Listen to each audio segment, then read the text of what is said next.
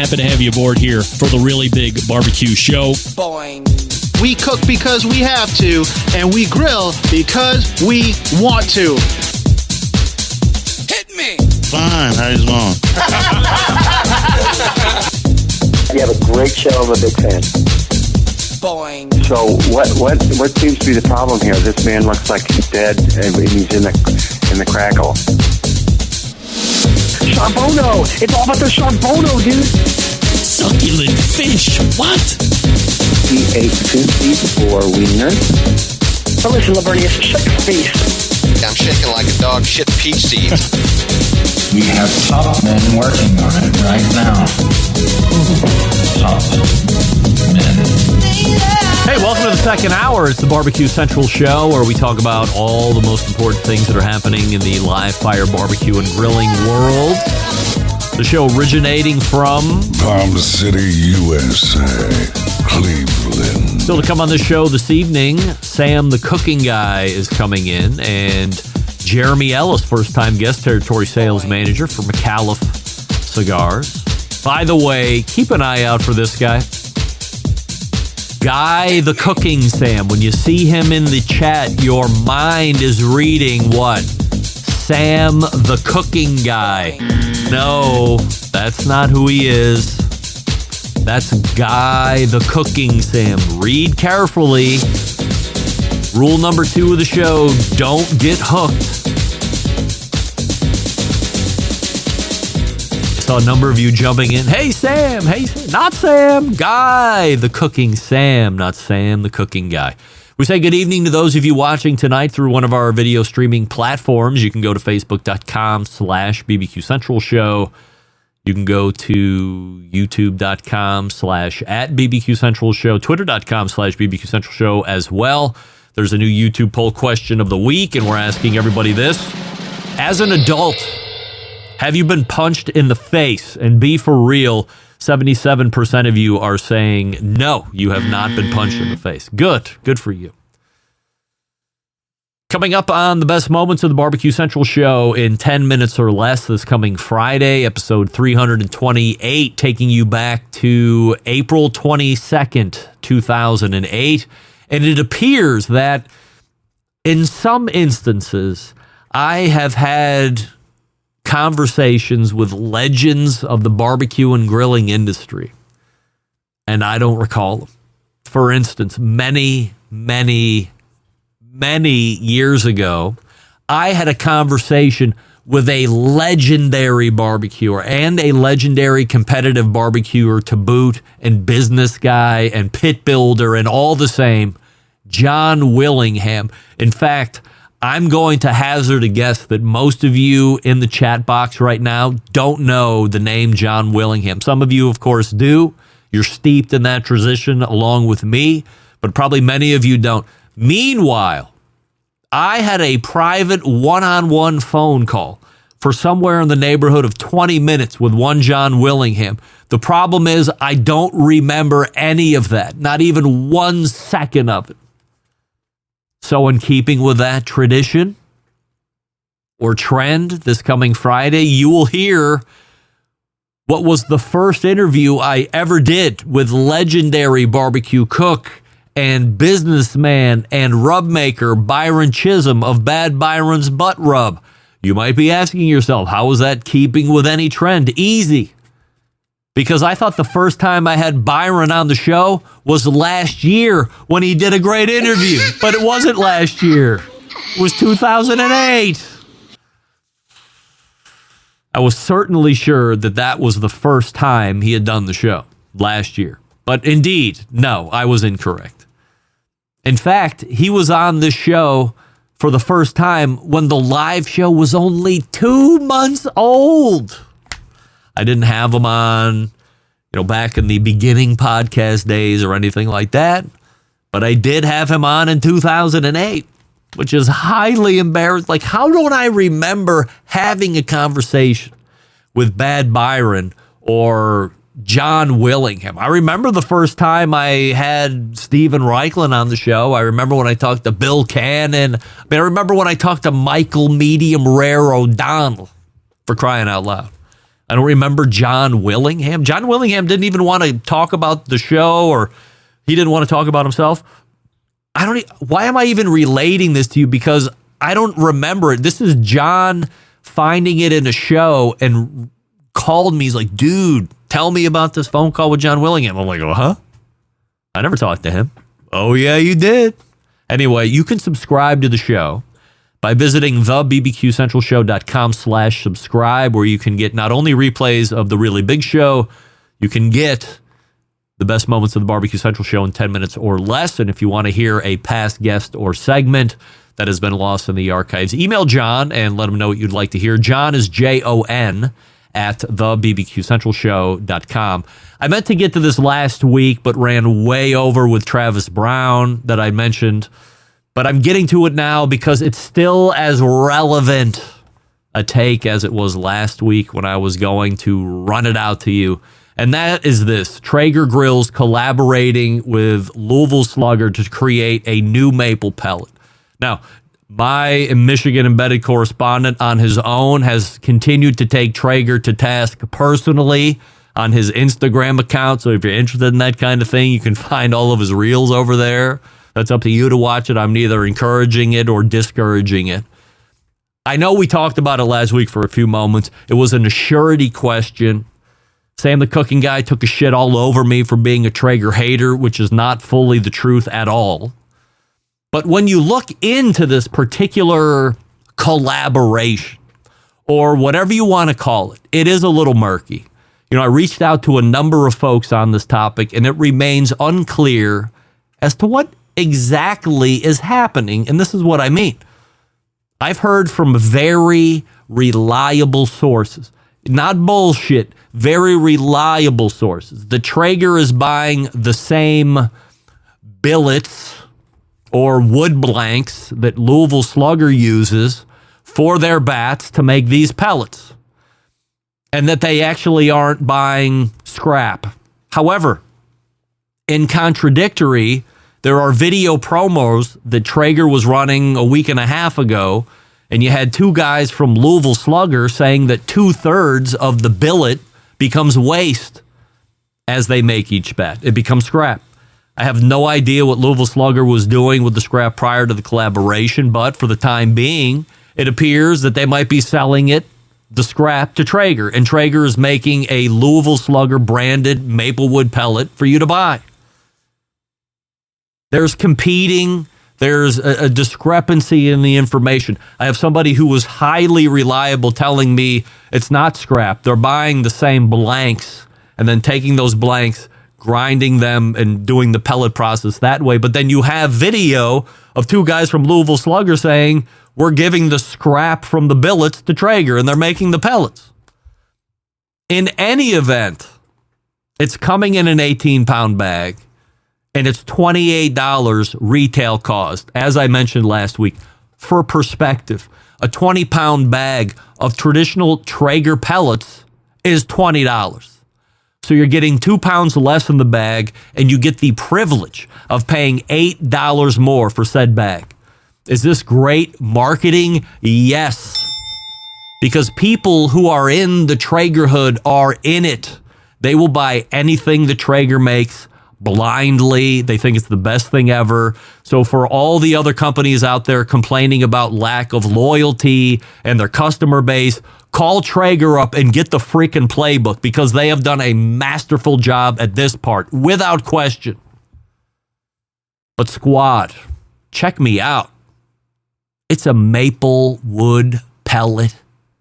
Maple wood pellets are not novel to the industry. They have been around forever, and never once in the history of ever have they sold for a premium price compared to other flavors of wood pellets. If you go to Amazon.com right now and search maple wood pellet, you can quickly see that you can get a 40-pound bag from a leading manufacturer in the industry right now for less than $24. A 40-pound bag of cooking pellets Perfect Mix, which has maple pellets in it, on Amazon.com right now, $32. Much cheaper and much more. By the way, There's no charity being benefited here in the Traeger Louisville Slugger collaboration. It's a marketing program that is giving you, the Traeger customer or non-Traeger customer for that matter, less product for more money. Be smarter than that, for crying out loud. Be financially judicious. Be a fiduciary of your own finance. That's what I was going to say last week. And now we are all much smarter together with all this information. It's competing. The information is competing with itself. Not only that, you're paying more for less. Do you call that a win-win? Sam the Cooking Guy, believe it or not, is in the green room and ready for a second week. Surprised he's not exiting stage left after that. Franklin Barbecue Pits is here. It is one of the premier offset pits available on the market today. It's made with mostly quarter-inch American-made steel. It can last over 100 years if it's cared for properly. A critical component to making great barbecue is professional-grade heat retention, and that's what you get when you buy a Franklin Barbecue Pit. You also get the things that Aaron Franklin holds most dear. You get chaotic airflow. You get to see all the welds. You get to see this thing patina in its own unique way. You get a unique badge number. These can be found at certified Franklin Barbecue Pit dealers across the country. If you don't have one near you, don't worry. You can go to the website, franklinbbqpits.com. You can order one right there, and it will ship right to the bottom of your driveway, crated. And then you can get it right to around where you want it, uncrate it, roll it over, and away you go. Now you can make great Texas-style brisket or Kansas City-style brisket. I don't even know if Carolina has a style brisket, but Cleveland cooks brisket. I cooked one over the weekend, as I told you. It can hold a ton of food. It is as easy to learn as any offset could possibly be. No dampers to worry about on the fire door. All those cutouts with the Franklin logo and those oblong cutouts, all there on purpose to draw the air into the fire. This isn't a push fire, it's a pull fire, if you know what I mean. Now, if you are a barbecue store or a seller of pits and you're looking to bring one in, you've picked the right time. Get ahead of the grilling season because we are on the heels of it right now. Go to franklinbbqpit.com and fill out a dealer form, have a conversation with Matt Gase, and then you can strike a deal. I say get 4 or 5. Put one on the floor, have 3 or 4 in the back ready to go, and let the one on the floor sell itself. Everybody touch it, bang it around. I mean, this thing is indestructible. You'll thank me later. franklinbbqpits.com. That's franklinbbqpits.com. And we're back with Sam the Cooking Guy right after this. Stick around. Be right back. You're listening to the Barbecue Central Show.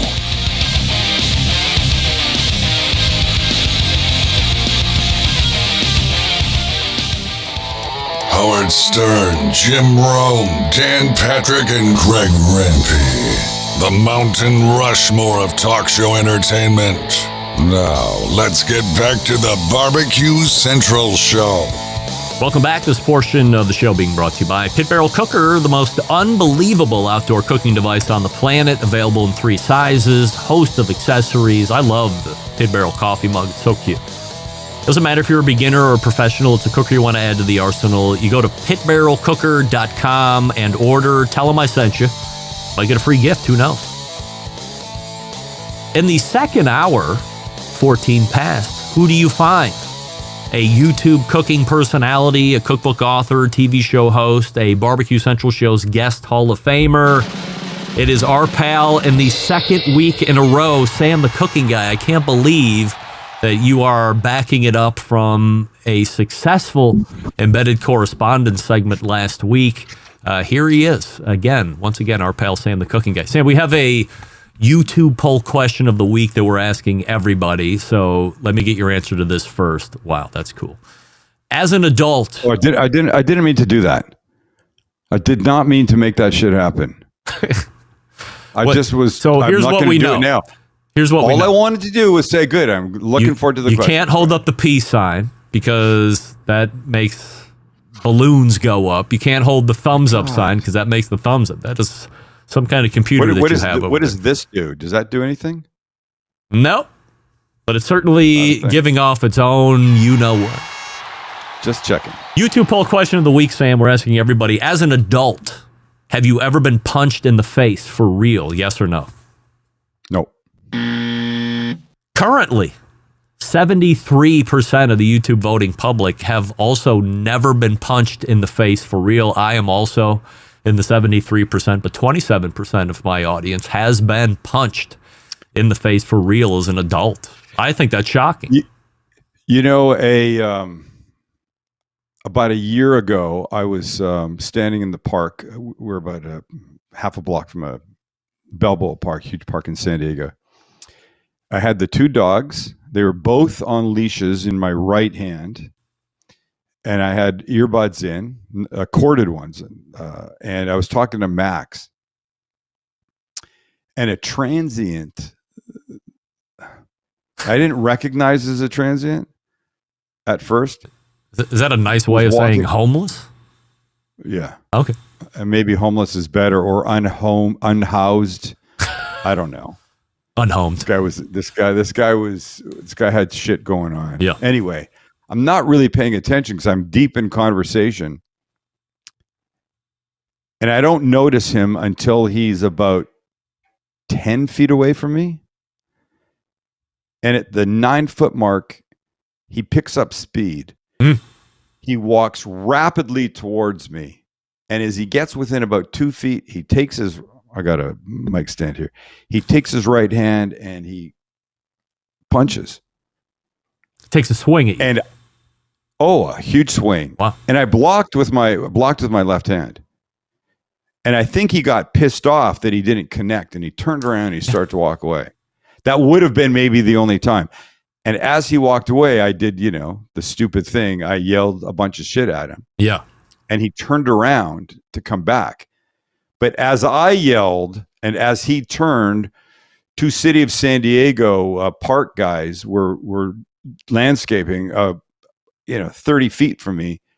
And they heard this and they started to walk over. They were going to intervene and help. And now the guy saw, oh shit, now it's 3 against 1. Yeah. I'm going to give up. And he walked away. And what a puss. And they said, do you want to call the cops? I go, what's going to happen? The guy's going to be gone into the park by the time they get here. Yeah. I wasn't really, I wasn't hurt. He hit my arm. And so, but a little part of me feels like I'd be more of a man if I'd taken a hit in the face at some point. I'll tell you what is very macho is you got the left arm up to block. Yeah, no, I would worry that if that was me, I would have took it right in the kisser. But you had just enough awareness, like, oh, this is not I don't know normal. I don't know how that happened. And then the haymaker comes, and then boom, block. I was going to say, do you study jujitsu or something like that, or this was just a thing? No. Natural reaction. Kelly and I out walking one morning, same street. We're chased by a homeless person. Are you in San Diego or are you in South Central?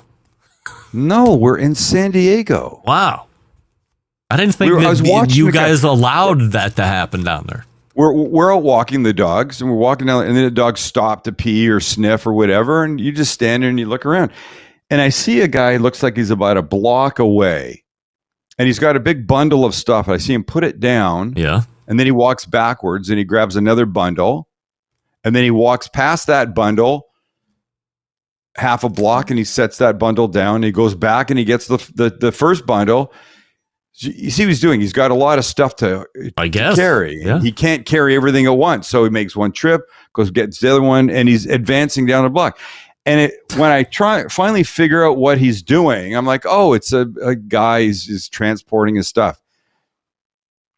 So we start to walk, and the dogs stop to pee or whatever again. And I see this guy. He's got no bundles now. Now he's walking towards us, quick stepping it. I say to Kel, what's going on here? What is this? And as he gets he's now like 3/4 of a block from us. And I'm like, this does not look good. No. I think maybe we need to cross the street. Yeah. So I pick up Lewis because he's the slowest because he's little. And we head across the street. And as we're halfway across the street, he starts yelling, "You better fucking leave. I will take you apart. And you goddamn it." And I mean, drugs make the mind crazy. All I did was look. Yeah. And the second I realized what was going on, I stopped looking because I know you don't look. Looking is not going to be a good outcome. Don't I know it? So yeah. So whew. So here, happy Tuesday. We talked about this maybe a year or two ago, or you had asked me about it. This is why you always carry a pocket knife. We're not going to get into why you carry a gun because it's very hard in California. But this is why you always carry a pocket knife. Aside from the infinite number of uses you would be able to get through and use it during the course of a day, for that specific instance, if something happened, you could produce it, you could get at this guy's neck, and that'll be the end of him, and you'd be a hero. Listen. You think that someone is crazed when I whip out a little? What are you allowed to carry? 4 inches, 3 inches? How big a pocket knife can you carry? This is what is that? It's probably 4 to 6, 4 to 5. Yeah. I mean, this will kill you. You're legally allowed to carry that, right? Hell yeah. I don't know. So I feel like if I pull that out, it's just going to be like waving a red flag at a fucking bull. Well, you're not dealing with regular people here, Greg. You're not going to do this like the Sharks and the Jets in West Side Story. What are you going to do? You're just going to start stabbing? Flip it, and then you're going to take it into your defense. So now when he's coming at you, you can slip, boom, just like that. Yeah, Sam the cooking guy kills a transient in Balboa Park. Yeah, and he deserved it. Was it South? Yeah. You know what would be better? Would be it's a thing from Star Trek. If I whip that out. The lightsaber. That would scare somebody off. Yes. Yeah, no doubt about it. Shit. All right, look. I'm having deja vu. You've had just did this. You've had exactly a week away from it. Yeah. And a month ago you asked to sit in on it with the gents, the EC. Yes. How do you think it went? I know you don't go back and listen to anything, but as you've had a chance to review it and potentially play it back in your mind. Look, so I've backed off my position a little bit. I wrote you after, and I said, I don't remember what it was. Like, it was a dream for me. I listened to those guys. I've always wanted to be part of it, but I felt like I stepped on everybody's toes. I felt like I talked too much. I felt like I was the proverbial elephant in the room. I said it was great, but it should not happen again. That's what I said. And I feel like maybe that was a little hasty, but I've since heard from him. By the way, John Solberg wrote a really lovely email just to the info@thecookingguy.com address. You really get those? Well, they come, and then they get stuff that's meaningful gets sent to me. All right. Somebody that writes and says you're a douchebag, and why the F did anybody give you a channel on YouTube? Yeah. No, I don't need to see You're saved from those. Yeah. But so John wrote a really lovely note, meant a lot. I immediately texted him back, and I didn't hear from him. And I don't know if he doesn't check his texts. And I didn't want to now go email him back and go, dude, I texted you. So John, if you're out there someplace listening, I texted you back. You no need to respond, but I just wanted to. Did he put his phone number in the message? There was a phone number in it. Yeah. Is that in the form you have to fill out? I assume, but no. I think it was no. I don't think it was a form thing. All right. It was just info thing. And I assumed it was maybe it's a hard landline. Do people still have those? Do you have a landline? Oh, not anymore. But I did for a while, but not for the last. It's got to be 7 years. I don't think I've had. That's a good question for people who has a landline. Oh yeah, that is. That's going to be. That'll be a question for next week. Okay, put me down as a no. What's a St. Louis slinger? Did you see it? I did. I didn't know anything about it. It's delicious. It's chili. It's burger. It's chili con carne. Eggs. Chili con carne. Oh yeah, Max corrected my pronunciation. Con carne. Chili con carne. There's eggs. There's very Italian chili. There's a big patty. There's it's fucking delicious. Some of that fat kid shit that we make is really fun. And people will look at me and they go, "Why are you not heavier?" And I go, "Well, because I don't eat the whole. Have a couple bites, man. Yeah, have a couple bites." St. Louis does have its own stable of local culinary bangers aside from that Slinger, which again, that was the only one that I didn't know about. So you have specific to St. Louis, maybe you knew this, maybe you didn't know, toasted ravioli. Did you know that? No. Did I know it came from there? Famous in St. Louis. Yeah. Go ahead. Keep going. Gooey butter cake. Famous for St. Louis. I don't Only like cake, St. but Louis. what is that? It's a what very makes it gooey? It's like pound cake, but a little bit more rich and decadent. Wetter? Yeah, I would say wetter. Moister? Yeah, gooey more butter moist? cake. And that's only, you only find that in St. Louis. I like the sound of that. Frozen custard is the one. I mean, you can find that in a lot of different places, but frozen custard. I don't care about that shit. Barbecue pork steaks is a St. Louis delicacy, which do you know why I know it's from St. Louis? You told me. Oh, that's right. I did. Yeah. Lest the audience think that we only talk when we're here together. Let them know that. We talk once a week for sure, probably. Yeah. On the phone. Texting for sure. Yeah. Texting a couple times a week, and we talk for sure at least once a week, I think, on something. And what were we talking? Oh, we had a conversation about something else. Yeah. And then I said, "Hey, what do you know about this?" And you go, "It's fantastic." Oh yeah. And so it was fantastic. It was so good.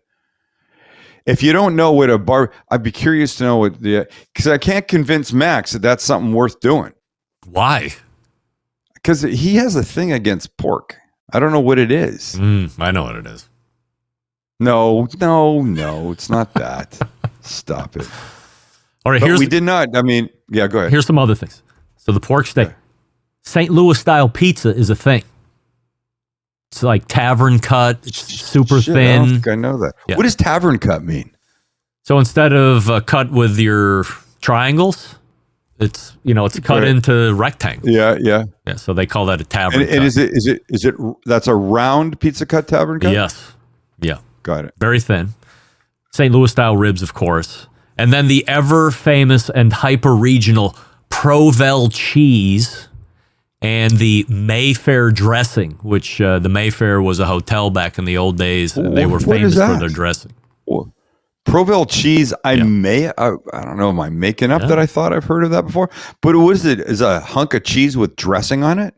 No, those are two separate things. Provel cheese is its own. I got it. A lot of St. Louis style pizzas will put a Provel cheese. Oh, we'll have that Provel cheese. I understand. But Mayfair dressing is its own standalone. So, yeah. I got you. How's the book doing? Any word from anybody? Yeah. We're talking about next books already with my publisher. Of the grills that you own, which one is your favorite to cook on? That's tough. That's tough, my boy. I do like my new gas charbroiler an awful lot. I cooked on that today. I'm a pellet smoker fan, and that would be Traeger, the company that you loathe, hate, can't stand. And by the way, Untrue. If they want to have a fun fucking collaboration with a baseball bat company, then let them have it. Okay. Here's the deal. It doesn't matter what you think. It only matters what the audience thinks. And for a lot of people that love baseball and Traeger, that's a fun collaboration. Yeah. Worth an extra $8? It doesn't matter what you think in their mind, certainly. I don't know if you knew this or not, but I am the industry's leading opinion maker. So I will give my opinion. Thank you. It's my show. It doesn't mean it's a right opinion. yesterday we shoot 2 days a week. Normally, what's today? Tuesday? We shoot normally Sunday, Monday for YouTube. Today, thank you. Normally Sunday, Monday, but because Sunday was Easter Sunday, we didn't shoot. So, but we shot yesterday, and I used a simple little Weber, like a kettle. Yeah, and I used it again today. I did lamb on it. I did a rack of lamb on it today. Yes. Out of the book, Sam the Cooking Guy and the Holy Grill, and holy S was it effing delicious. I love rack. And yesterday, what did I do on it yesterday? Oh, yesterday I did picanha. Which, by the way, just let me say this to your audience. See what? Very popular still, picanha. What do you mean still? Oh, it was like why does that? It was a trend. A little negative. No. I'm saying like it was very trendy year and a half ago and has kept right on being on trend. So usually you see a trend and eventually it falls off. But picanha. It's like saying a ribeye is a trend. No, a picanha shouldn't be a trend. Maybe picanha got noticed a year ago. I think that's close. I'm just using social media terminology because that's where I saw it trending. Everybody started doing it. Just let me talk to your let me talk to your audience for a second here. Listen, Barbecue Centralites. If you don't know what picanha is, it's also called a sirloin cap or rump cap. Comes from the ass into the cow. It's fantastic. They're not very big. They're triangular-ish, about that size, a couple pounds probably, maybe 2-3 pounds. When I bought one the other day at the butcher shop that I go to, as I was walking away, the person waiting in line beside me said, "Oh, what was that?" And the guy said, "Oh, it's picanha." And he goes, "If the ribeye is the king of steaks, the picanha is the queen." And the guy went, "Wow, I'd never thought of it like that." But I'm telling you, after I've now made it a couple times, made it yesterday and made it for a private event a week ago, a charity thing I did. People flip out for it. It is so effing good. You got to just buy one. Can I talk to the audience for a second? Go ahead. It's your audience. Guys, I just want to apologize. Sam didn't mean to talk down to you, like you didn't know what picanha was or anything like that. He's just I think I said if you don't know. I'm sorry. I said if you don't know. I'm talking to the audience. So, don't hold it against him. He just wants to make sure everybody's at the same level of play here. So, don't hold it against him. All right, now we're back. I did not talk down to anybody. Is this mic on? I'm sorry. Did you hear that? Yeah, it's funny. I love the rotating Barbecue Central thing in the corner. I didn't know if it was too much. No, I love it. You like the bug? I love it. Yeah. What am I making for dinner tomorrow night? This question is coming every month. I know. The video's not out, so I can't tell you to make that. Listen, can I have your people make salmon? Yeah. Captain Crunch salmon? Okay. No. Oh. It's Captain Crunch tuna. Which, by the way, sorry. Never mind. Yeah, that's okay. Same thing. So here's what you do. You get yourself a little salmon fillet, a couple little pieces, whatever you want, right? All you're going to do is you're going to season it with kosher salt and pepper. Yes. Kosher salt, not because I'm Jewish, because table salt, iodized salt, you should just throw it the fuck out. Get rid of it. Never have it again in your home. What about Celtic salt? You like that? I don't know what that is. I've been seeing it all over the place all of a sudden. Maybe I'm not saying it right. Celtic? Listen. Whatever. Celtic. If it's a Celtic, it's Celtic. Listen, all you need, just go buy Morton's kosher salt. That's what you need. Yeah, I got it. You go into any restaurant kitchen, that's what you're going to find. Yeah. That's what they use. The fancy sea salt, Maldon, which is more expensive. Maldon salt is nice. I used that yesterday in the picanha. I think it's a finishing salt. But for regular everyday cooking, kosher salt, Morton's the way to go. Yeah. So kosher salt, coarse ground black pepper on the salmon, and then sesame chili oil, which you can either buy as one thing, sesame chili oil, or you buy sesame oil, you buy chili oil, you mix them 50-50. You drizzle quite a lot of that on top of the salmon, flip it over more on the other side. Oh my. Just let it sit 2 minutes. That's all you need. Hot pan, non-stick pan will be perfect for this.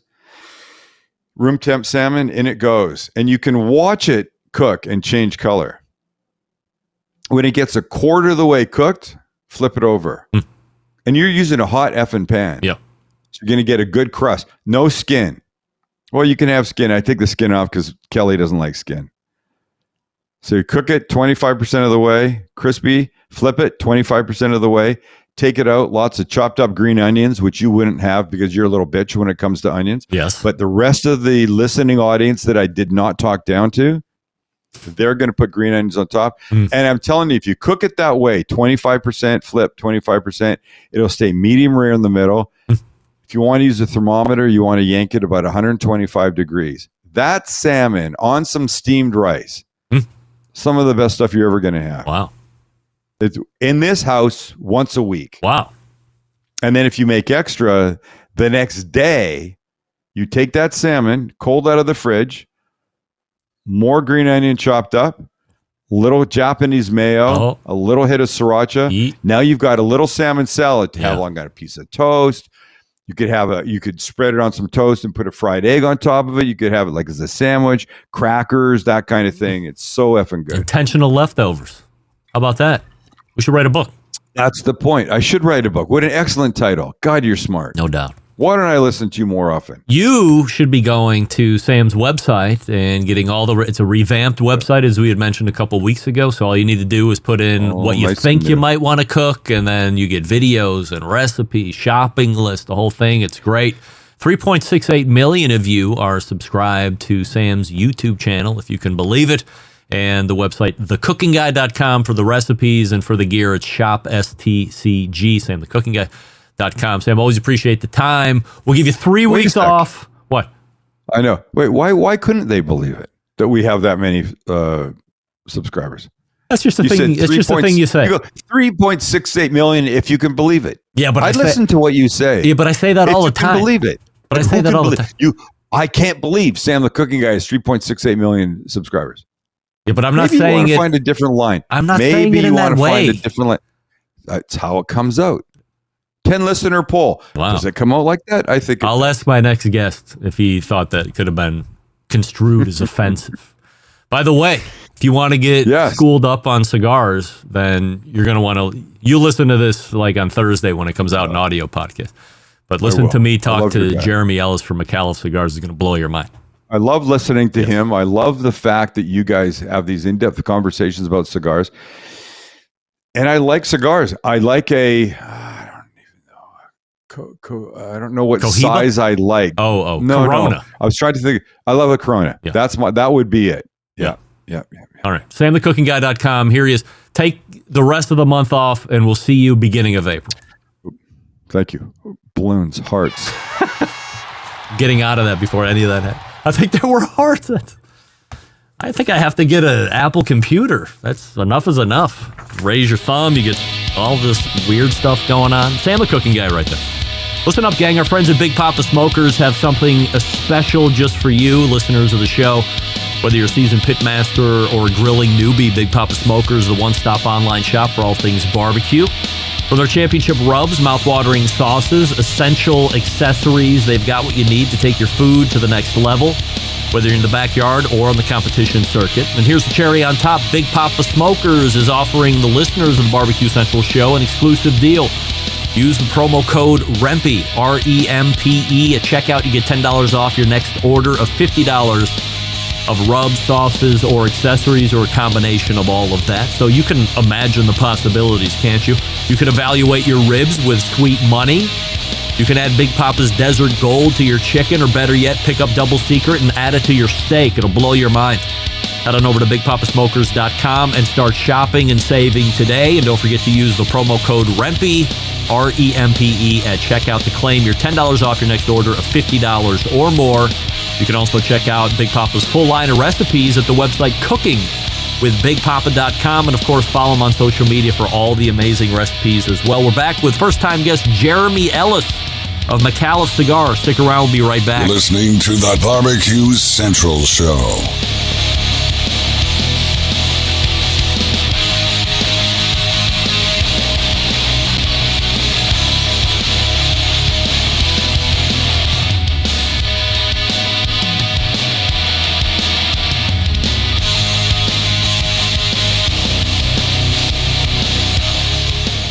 whole packers, full racks, legs and thighs, injecting butts. If you've never heard this before, you might think you found the best XXX show ever. Let's get back to the most homoerotic host out there today, Craig Rempe. And we thank Sam the Cooking Guy for joining us last segment. TheCookingGuy.com is the website. This portion of the show, ironically enough, brought to you by JRE Tobacco. Makers of the Aladino line of cigars, the classic, the Corojo Reserva, one of my favorites. And 2 or 3 new releases as of last week. They have a 100% Cameroon now. We have the Puma Noche. It's all great stuff. You go to a retailer near you, you can find one if you go to jretobacco.com. And if your retailer is not carrying JRE Tobacco, firstly, how dare they? Second of all, tell them to get JRE, especially the Aladino lines, in, and you will be one happy premium cigar smoker. One of the big passions over the past few years that we have talked about on this show, of course, as the Reed would just mention, premium hand-rolled cigars. Our pal Mr. Jonathan from the Cigar Authority podcast has made a number of appearances to get us schooled up on the cigar industry. And tonight, I have my first representative from an actual cigar company, a company that makes one of my favorite cigars at the moment. We'll talk about that here in a second. Let's go ahead and welcome in the Midwest Territory Manager for Micallef Cigars, Jeremy Ellis, joining us here on the show. Jeremy, appreciate you joining me on the show. And before we get going with the cigar stuff tonight, we have a YouTube poll question of the week that we're asking everybody.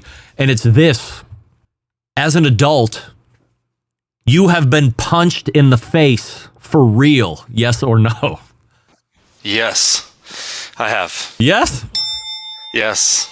You now make up the 25% of the YouTube voting public that has also been punched Only 25? in the face. 75% of us, I'm on the majority this time, which is rarely the case, but 75% of us have not been punched in the face as an adult for real. So that's. Do we want to know the story, or does that happen? Is that a recurring theme? This is definitely not a recurring theme. Okay, this happened definitely in high school. Okay, so 18 adult, youngster. 18, yeah, right. It would have been about 18, 19. Nice. All right. Well, certainly that happens at those ages. How do you get into the cigar business? For me, I just had some friends that were, they managed cigar lounges in the Columbus, Ohio area.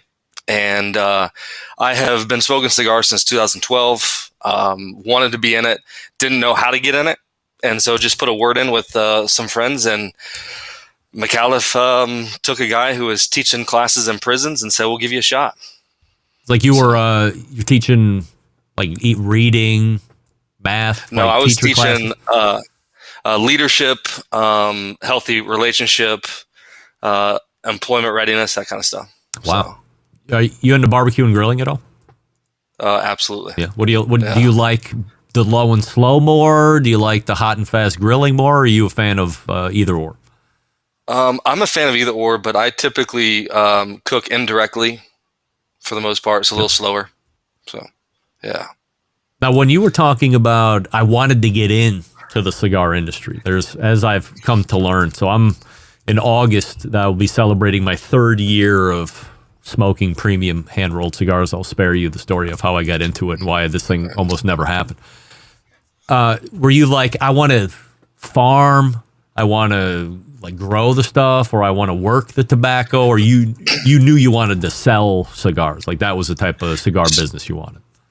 So I think selling for sure, because I love the what cigars do. It's like the great equalizer in the room.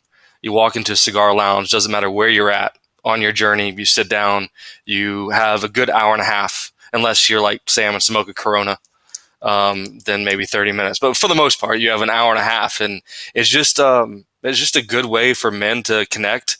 Women now, that's what's growing in the industry right now, is more women smokers, which is awesome. So I love the atmosphere. What region of the country are you covering as the territory manager?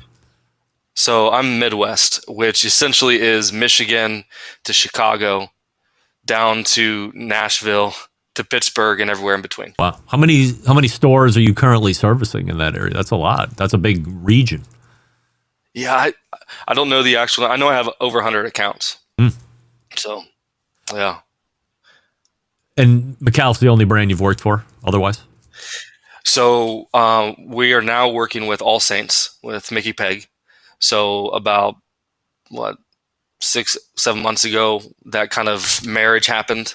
So we're carrying both Micallef cigars and All Saints, but those are the only ones that I've worked for. Yeah. So how does that relationship come to be? I don't want to get into the weeds here, but I knew about All Saints cigars 6-7 months before I was first introduced to Micallef cigars. They had won Cigar Authority's Cigar of the Year with their All Saints St. Francis. It was, it's one of my favorite cigars. I think I still have 4 or 5 in my humidor the year that they won that title, and they're just aging out wonderfully. And then Mickey Peg's obviously been, for the people that know cigar industry, he's been a godfather of cigars for many, many decades. And then you have Micallef. So how does I don't even know what you call it, alliance, partnership, melding, what is it? Marriage, maybe. Marriage, all right. The unition of the two brands. I think how this happened was Micallef had its own sales force. Mickey Peg was going through a brokerage, met with Dan Thompson, who is the president of Micallef Cigars, and they had a good discussion, said, you know what, you have, X amount of accounts, we have X amount of accounts, and only 30 of them overlap. So maybe what we can do is bring this thing together, and wherever you have a foot in the door, it will help us get in, and vice versa. And so that's kind of how that played out through a conversation with Dan and Mickey. And then here we are as 2 different companies with the unified sales force.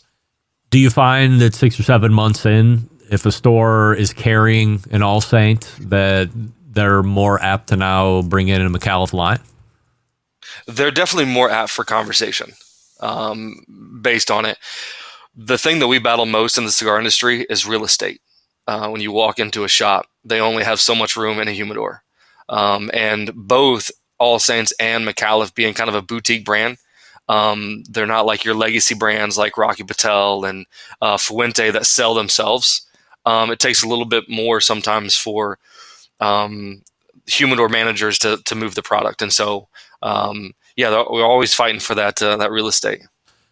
When you look at an All Saints portfolio and you look at a Micallef portfolio, how do they compare and contrast with each other? So I think All Saints is very streamlined. Mickey Peg's been in the business for a long time, like you said, and so he has 4 lines with different sizes, so not very wide. And then he has a limited edition that he came out with, and then I know he's coming out with 2 more. On the Micallef side, we have 12, almost 12 in our heritage line, and now we're coming out with 2 new ones, the black and the blue, which is 2 out of a succession of 5. So we have 3 more coming out in that line. Wow. So definitely a little bit more of a portfolio on the Micallef side, but they're a little older, and we've been working with the Gomez Sanchez family, and a lot of their heritage lines that we have now, like the Leyenda, the Riata, some of these have been ones that they have rolled from for a long time. So it just kind of made sense. Give us the quick Micallef cigar history and how you feel Micallef separates themselves from other brands. I'll answer that last question first. How they separate themselves is we are brick and mortar only. 2 years ago, I think it was 2 years ago, they did an open letter to Cigar International that included any other mega online store taking our product back and refusing to sell to any online company that's going to reduce prices and compete with brick and mortar. So you will not find any Micallef cigars online unless a brick and mortar carries our cigars in-house and they also have an online presence. And so it allows us to be able to support what's the heartbeat of the industry, and that's brick and mortar. And so that's one of the major. When I started working for Micallef, the thing that I loved most was that their commitment to brick and mortar, and then the construction of their cigars to me is one of the best out there. When we talk about, I mean, there's a lot of brands out there, obviously. So, Yeah. Is a Micallef what you would call a vertically integrated company, or do you do parts and not others? No, yeah, we are now fully integrated, meaning we don't buy the tobacco, we buy the field, plant the seed, and go from there. So when it comes to producing our cigars, it's one of the reasons why we can keep in our new line the prices lower is because we're fully integrated. There's no middleman. We do it all. And so we have our factory that's in Esteli, Nicaragua. We work out of the San Andreas Valley as well. And so, yeah, there's a lot that goes into it, but we are fully integrated, so it makes it nice. Is the company based in Esteli, or is it in the States? Weatherford, Texas is where we are based. That's for those who don't know the story about Al Micallef, I'll keep it brief, but he made his money through manufacturing silicone. He had still does major manufacturing companies that he, I forget at one point, I don't know how many he had, but it was massive. Like anything silicone that doesn't go into the body. So all the other silicone. Yeah. He probably made or did something with. Wow. And so he made his money that way. And then he was a cigar connoisseur, was at one of his home lounges in Fort Worth, Texas, the Silverleaf downtown. And the Gomez Sanchez family was doing a rolling tour because they wanted to get their cigars in the United States. So they're in Fort Worth. Their car breaks down out in front of Silverleaf. They meet Al Micallef. They help them. Al helps them get their car and back running. They spend some time together. He asks them to make for him 1,000 of their best blend, and they did that. Wow. He loved it. Through a handshake, they said, let's go in partnership. So then Al got the warehouse in Texas, got the factory in Esteli, and ever since then, there's been a partnership with Al Micallef and the Gomez Sanchez family. So it's a unique story. Do you have a favorite cigar in the lineup? Yeah, right now it's probably the one that just came out, the blue. Really? Yeah. I love the black. The black came out last year, and it is a phenomenal cigar.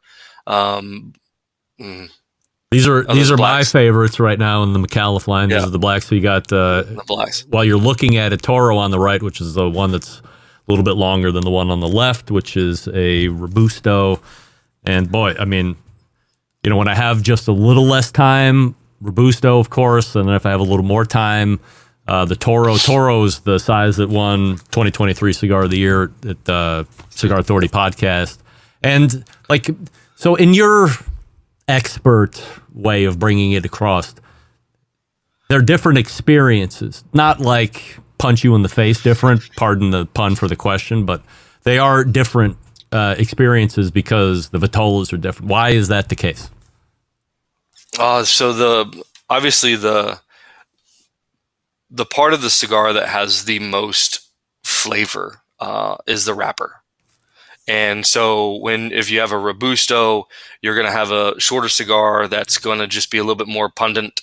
And then the Toro, because of the length, kind of allows it to, I guess, not be as strong. I actually find both of those to be pretty similar, to be honest.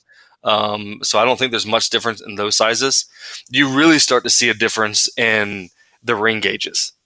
So I have this one right here, this Corona. This is our Magdalia. This is a special edition. This comes out every March for International Women's Month. And it comes out that way because the one who blended this cigar was the matriarch of the Gomez Sanchez family. This was her cigar. And so we always come out and release this size. Now, this size, the Corona size, I think has the most flavor in every cigar. And it's because you're getting more wrapper because it's a smaller ring gauge. And so that's why I prefer the that size, like Sam did as well. So, but you had mentioned that, so the black has been out, and there was this thing called the PCA. Was it last week or a week and a half ago? Yep. So it's the cigar industry's big convention. It would be akin to our NBBQA that happened earlier in the year, where everybody in the business gets together, and it's a lot of retailers showing up there to buy cigars from the manufacturers, and other wares that are being showcased there as well. What does Micallef have to offer at PCA this year? So that's where we brought out and released the blue. It's in the same line as the black, same price point, the Toro and Robusto. It is a San Andreas Sumatra wrapper. So essentially it's a Sumatra seed grown in the San Andreas Valley. And then it also has Dominican and Nicaragua in the filler.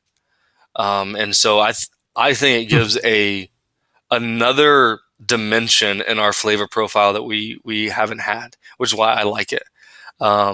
It's milder than the black, but because it has that Sumatra, you get that kind of cinnamon sweetness to it. But it's a very good cigar. So it is now hitting the shelves. So I should be getting in contact with my preferred retailer in Bolivar, Ohio, and say, hey, make sure you keep your eye out on the blue. Yeah, he should be receiving it soon. Do you just get endless free cigars being a rep? Is that like a benefit to the job or no?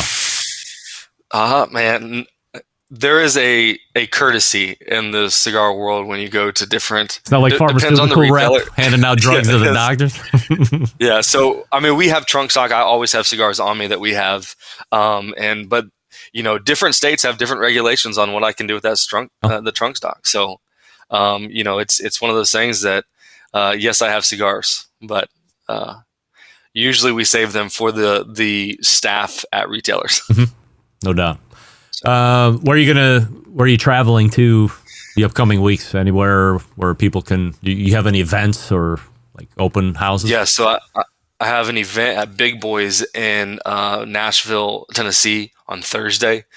And that's what they have, the blues. So we called it All Things Blue. It's going to be a great event. We'll also do that online. So if anyone follows us on our ambassador page, Micallef Ambassadors, you can find us on Facebook. We'll do live stuff there to do deals and raffles. So I'll be in Nashville this week and Chicago next week. Midwest Territory Manager and first-time guest Jeremy Ellis joining us here on the show. Micallef Cigars is the name of the company. MicallefCigars.com is the website, of course. And if you have a potential cigar palate like mine, black is right up your alley, and the blue certainly is going to hit the mark as well. And for the prices, I mean, geez, you can't hardly argue. It's incredible. So, really big fan. Great to have you on, Jeremy, and continued success. And hopefully we can catch up again down the road. Thank you, man. It was great to be on. Thank you so much for the opportunity. You got it. Jeremy Ellis right there. Micallef Cigars, one of my favorite brands out there right now. And I think we're all caught up, right? Yes. Good for us. We almost made it right on time, but I was late going into the second hour anyway, so I'm glad we didn't continue to back up any more than we did. So we'll go ahead and stop here. Get ready for a wrap, and we'll call it a show. So stick around. We'll be right back.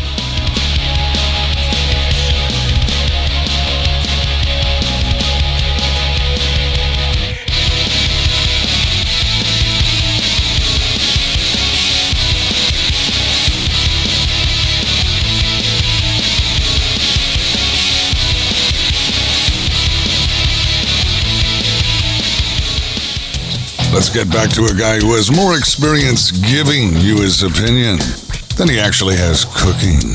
Once again, here's your host, Greg Rempe.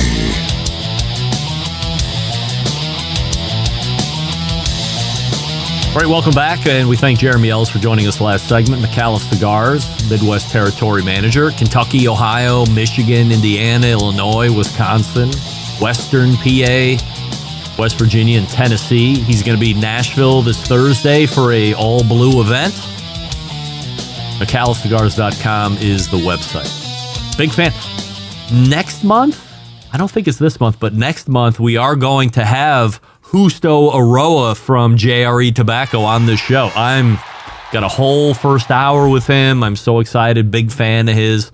We'll get a whole big history on his father, a master blender, and how he got into the business. His kids are now in the business, and they're making some incredible cigars as well, just like Micallef is. But if you gun to head, without price being a factor, is Corojo Reserva my favorite, or is Micallef X my favorite? I might have to run away from the bullet. That would be a hard one to choose for me at the moment. Okay, let's go. All the way back in the first hour, we attempted Malcolm Reed. That did not work out. So we will find him in May, beginning of May. Darren W. Carter joined me after the failed attempt with Malcolm, and we learned all about his food truck and pop-up business that he has going on, barbecue related, here in Rock and Roll Hall of Fame city of Cleveland, Ohio. Bomb City, USA. Appreciate Darren for stopping by. Second hour, Sam the Cooking Guy backed up his appearance last week and did it again this week with great conversation. It tapered a little with the almost punching stories, but we reined it back in and actually got through 90% of what I wanted to ask him about, so good for us. And then Jeremy Ellis from Micallef Cigars closing it out. Big show planned for you next week. If you can believe it, Meathead from AmazingRibs.com is going to be breaking a story right here on this show. April 9th. Tune in, because it's going to all be revealed first on this show. He had casually mentioned it on the way out last month. I didn't know what he was talking about, and now we are all going to find out. So it's very big. Also, Robert Moss, also second hour stuff that I can't think about right off the top of my head, but everything is booked. So be ready for it. So, how do I always leave you? September 11th, 2001. I will never forget until next Tuesday at 9 p.m. Eastern. It's your program host and proud U.S. American, Greg Rempe. Good night now.